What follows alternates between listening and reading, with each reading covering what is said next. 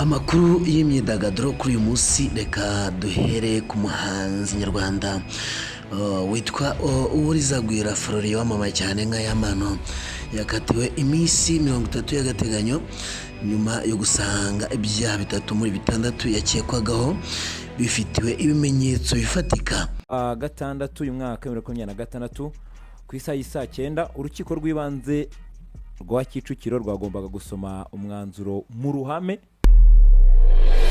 Ndagusuje kandi nkwaye ikaze wowe wahisemo gukurikira Kigali 250 aho uri hose hatandukanye, mwifurije kugubwa neza.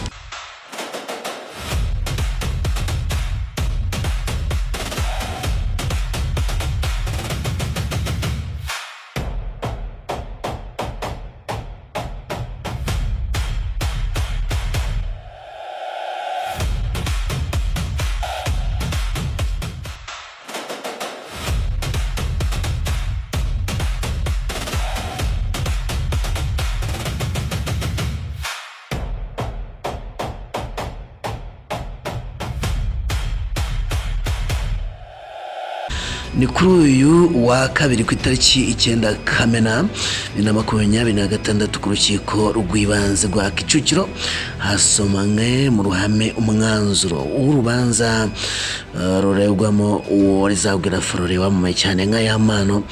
Urukiko rw'ibanze rwa Kicukiro rwasomye ikirego cy'ubushinjacyaha nuko yampano yireguye bafata umwanzuro wo kumufunga iminsi 30.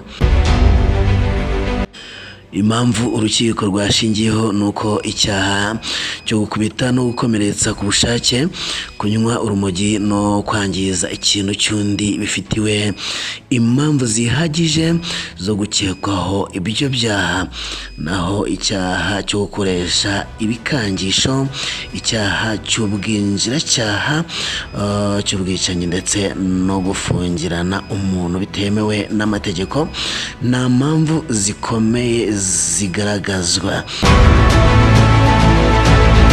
Uyu muhanzi yampano kandi yari yasabye ko yafungurwa kubera imbabazi yahawe n'umugore we Diane cyangwa se umwite Vava, ariko urukiko rusanga nta shingiro zifite bityo nizashingirwaho. Ubwo rero urumva ko amaherezo narangiza iminsi 30 ari ukujyanwa mageragere hatagize impinduka zihinduka kuri ibyo birego akekwaho.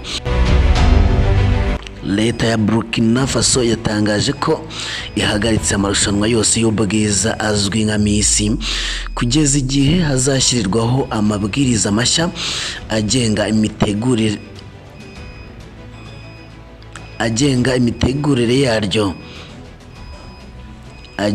imitegurire yaryo.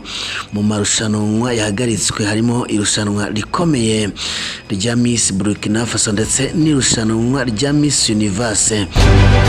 Aya marushanwa yari amwe mu bikorwa by'umuco bikurikirwa cyane muri iki gihugu.